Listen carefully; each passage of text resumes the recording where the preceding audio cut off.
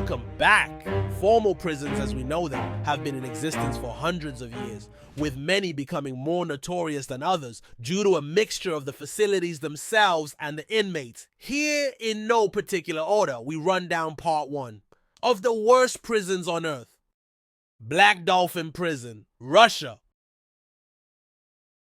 Also known as Penal Colony No. 6, Black Dolphin Prison is located on Russia's border with Kazakhstan. It earns its name from a dolphin sculpture crafted by inmates, which stands at the entrance. This high-security facility houses some of the country's most notorious criminals, including serial killers, cannibals, pedophiles, and Chechen terrorists. Each cell, designed for 2 inmates, is enclosed by 3 layers of steel doors. Prisoners are permitted only 90 minutes of outdoor exercise each day in a harsh concrete yard. When moved within the prison, inmates are handcuffed, blindfolded, and forced to walk hunched over. The facility is under constant surveillance, with video cameras monitoring inmates 24/7 and guards conducting rounds every 15 minutes. Committee Maximum Security Prison, Nairobi, Kenya. Committee Maximum Security Prison, located in Nairobi's Roysambu constituency, was built by the British in 1954 and originally designed to hold prisoners during the state of emergency declared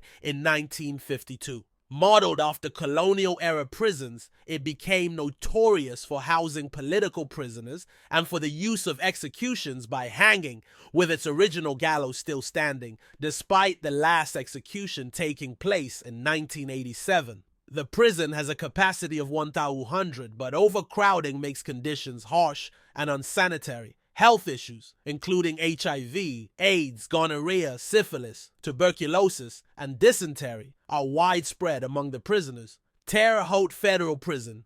Yersay, located in Indiana, Terre Haute is often referred to as Guantanamo North, due to its role as the site of the U.S. federal government's execution chamber. Among its inmates is Joker Tsarnaev, convicted for the 2013 Boston Marathon bombing. Federal executions were put on hold after the Trump administration carried out 13 executions in the final months of his presidency, the last of which was Lisa Montgomery's execution by lethal injection on January 12th. Although a mixed security facility, Terre Haute has been criticized for its grossly inadequate conditions in its special confinement unit, which holds death row inmates. The American Civil Liberties Union, ACLU, has reported issues such as denial of medical and mental health care, as well as excessive noise, contributing to sleep deprivation among prisoners. San Quentin State Prison, USA. San Quentin, located in California, is one of the most notorious prisons in the United States,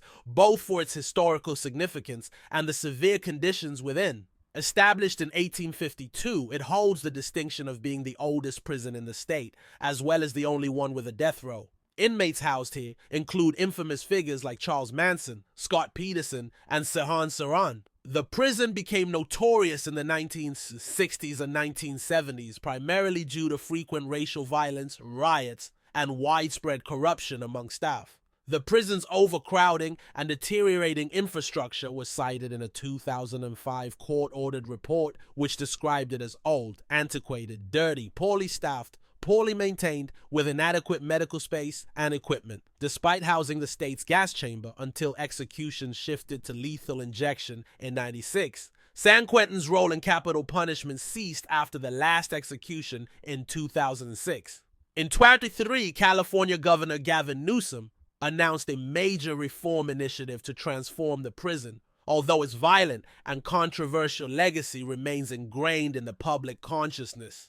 Diyarbakir Prison, Turkey.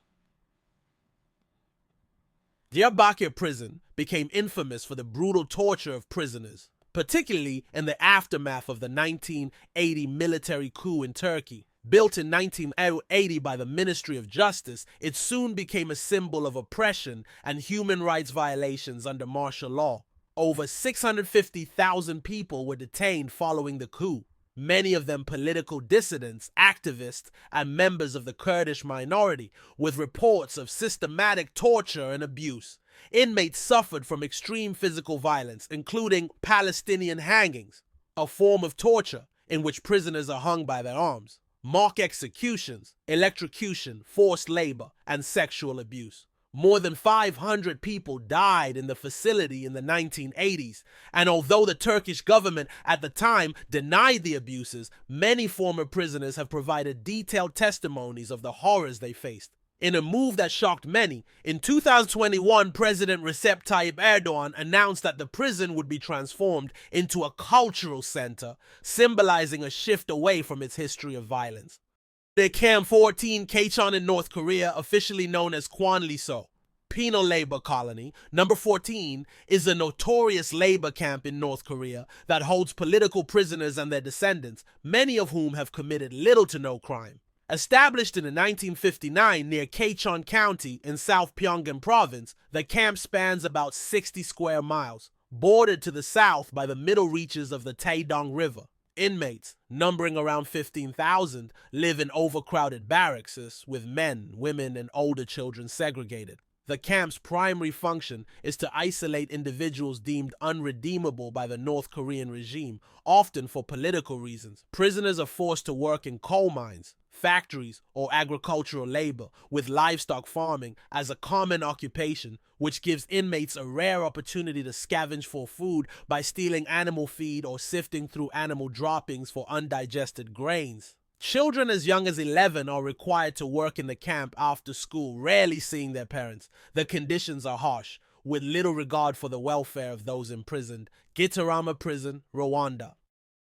Gitarama Prison in Rwanda is infamous for its extreme overcrowding and dire conditions, often described as one of the worst prisons in the world. Originally designed to hold a few hundred inmates, it now houses between 5,000 and 7,000 prisoners. Conditions inside are appalling, with severe shortages of food, sanitation, and medical care. Inmates have been reported to resort to extreme measures, including cannibalism, in order to survive. A 1995 report from the International Committee of the Red Cross, ICRC, revealed the dire state of the prison, with Brigitte Troyon describing the conditions as completely inhumane. At a time, it was reported that half a dozen people were dying every day due to disease and neglect, with the potential for an epidemic to cause even greater loss of life. While some more recent reports suggest little improvement, the Rwandan government has denied these claims, labeling them as fabrications. Goldani Prison, Georgia. In 2012, Vladimir Berukadze, a former prison guard turned whistleblower at Goldani No. 8 prison in Tbilisi, Georgia, exposed the horrific abuses taking place within the facility through a series of videos. His footage revealed widespread torture, including sexual violence, inflicted by prison guards on inmates. The videos, which corroborated long-standing reports of abuse, were released just weeks before Georgia's parliamentary elections, sparking international outrage and calls for reform. The revelations prompted a shift in the political landscape, leading to significant changes. In 2013, the newly elected government implemented a major prison amnesty that halved the country's prison population of 24,000 within 3 months. Goldani Prison remained in the public eye when protests erupted there, following the incarceration of former President Mikhail Saakashvili. ADX Florence, USA. Often referred to as the Alcatraz of the Rockies,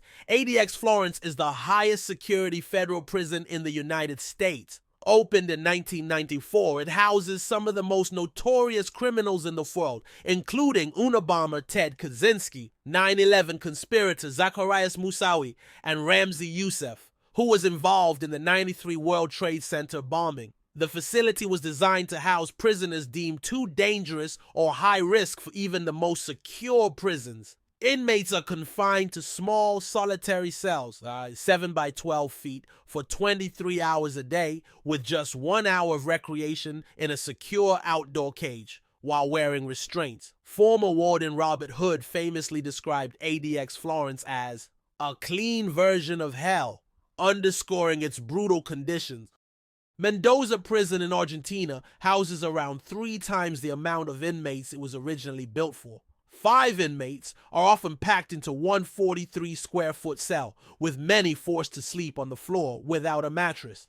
Amnesty International reported on the conditions in 2005, alerting that people imprisoned in Mendoza are in such a desperate situation that they have gone as far as to sew their mouths up in demand of better living conditions. The prison lacked a proper sewage system, with inmates forced to use plastic bags and bottles in place of toilets.